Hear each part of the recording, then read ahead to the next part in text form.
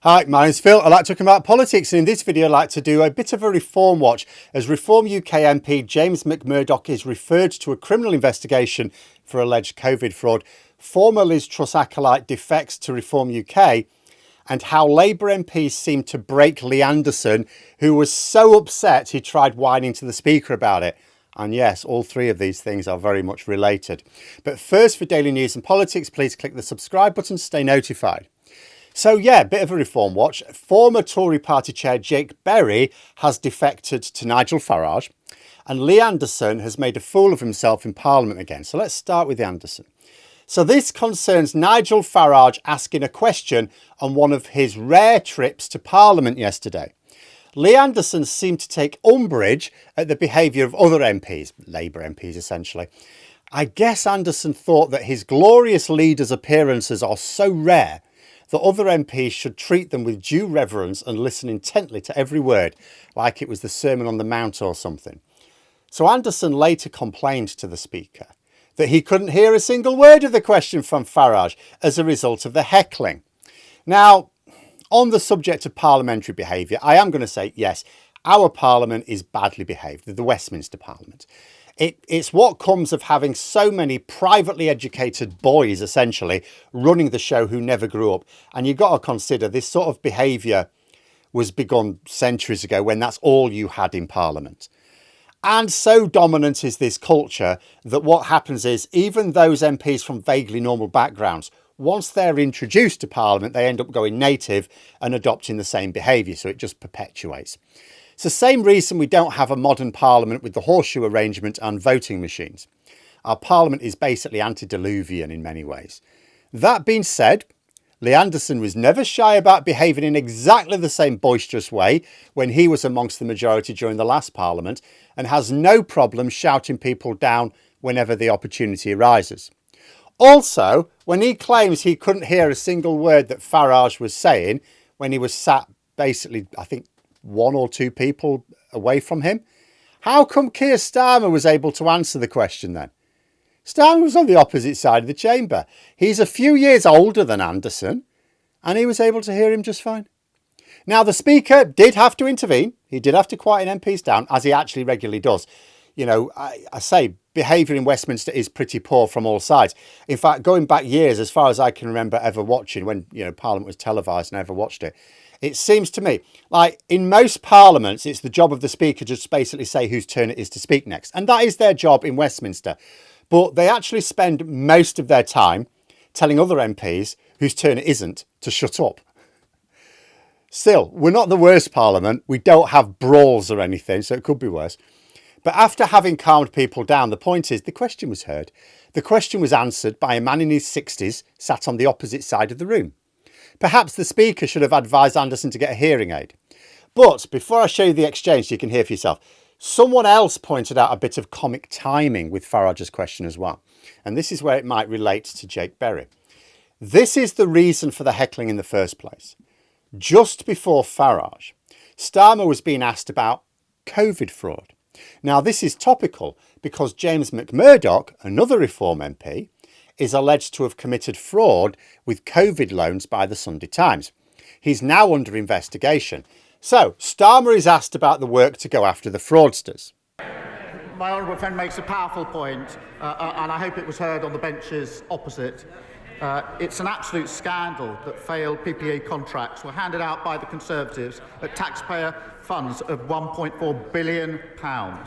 We're focused on getting our money back. I can confirm the Commissioner is now investigating fraud involving bounce back and business support loans, and we will continue to go after the fraudsters, the drifters and the con artists, no matter who they are or where we find them. Nigel Farage. Thank you, Mr. Speaker. And a few people found it amusing that just after Starmer had finished talking about going after the crooks and the fraudsters, the Speaker then invited Farage to speak. And although I can't be absolutely certain from the zoomed in camera angle, I did wonder if Starmer, when he was at the end of that and talking about going after the grifters and the con artists, was looking directly at Nigel Farage. He was making a point of looking directly at someone on the opposition benches. and we will continue to go after the fraudsters, the grifters and the con artists, no matter who they are or where we find them. Nigel Farage. And it was at this moment that the Speaker then invited Farage to join the proceedings. And it's important to make this point, not just because some people found the timing amusing. It was coincidental, but amusing. But that's the reason for the jeering from the Labour benches. Their leader had literally just been talking about grifters and con merchants and going after them. And then Farage stood up. Oh, it was all too much to resist.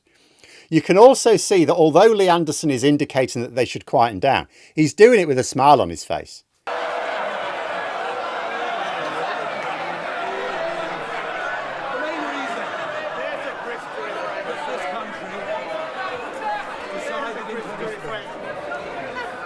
Some of you want to get in a little later. If this takes forever, you won't get in. Nigel Farage. Thank you. You know, so he didn't seem too upset at the time, did he, despite his complaint later? But aside from the amusement of Farage following on from a question specifically about grifters and charlatans and COVID fraudsters linking to his former colleague, Reform UK did have some interesting news yesterday. Jake Berry has defected. Now, as Sam Freedman noted, the average IQ of both parties has just gone up. Now, he's not a sitting MP, so you could see this as just another Tory who's deciding that they want to get back into frontline politics because they're finding the job market as an ex-Tory wastrel a bit tough. And Berry's stated reason for doing so is obvious nonsense. He claims that Badenoch has abandoned the British people. Now, okay, yeah, in isolation, I'll agree with that statement. But on the basis that rather than drawing any serious distinction between the Tories and Reform UK, Badenoch has actually sought to position her party next to Farage on almost everything. He claimed that both Labour and the Conservatives had wrecked the country over the past 20 years, but he was the one in government during that time. As a senior member of the party, should we say anyway, in government. Also, he was a supporter of Liz Truss, who made him party chair. Now, it takes a certain amount of cheek to accuse anyone, Tory or Labour, of wrecking the country in that position. Which is why I think it's fair to say that Berry is defecting here because he thinks he has a sniff of returning to Parliament with him. And this is where it relates. Berry didn't retire in the last election. He fought his seat, but he lost it. So he clearly did want to carry on in Parliament, even in opposition. Some are suggesting that the timing may be related to McMurdoch's investigation. See, he insists he's innocent, right? He's not admitted anything. He says it's all above board and he says it's had it checked out. So that may be true. But if other people think, hang on a minute, this looks a bit dodgy, mate, they may be looking ahead to reform by-election because it is possible McMurdoch, if he's found guilty, will just resign and trigger a by-election.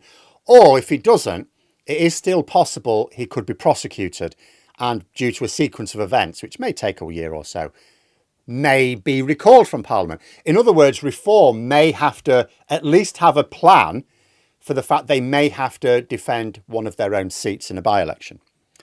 Jake Berry would like to return sooner rather than later, and having been close to Liz Truss, who has been advising Reform UK, remember, may be appealing to Farage.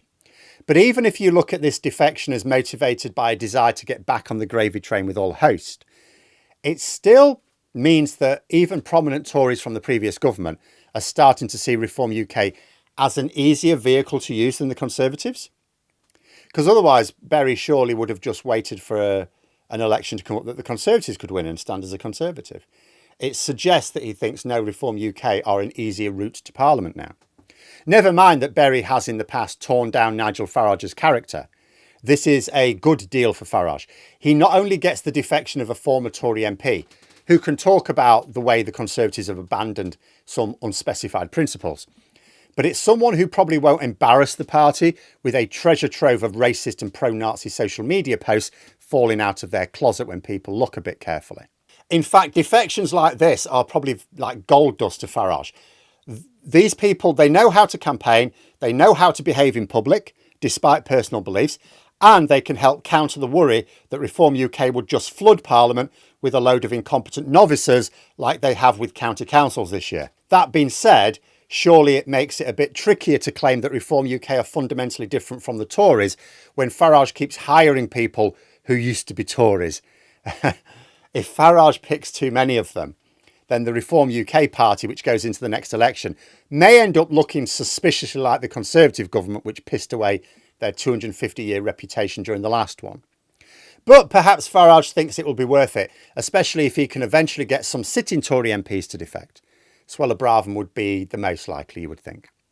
But let me know what you think in the comments below. And for more content, you could subscribe to the channel or even join for access to streams and behind the scenes updates. Thanks for watching, and until next time, I'll see you later.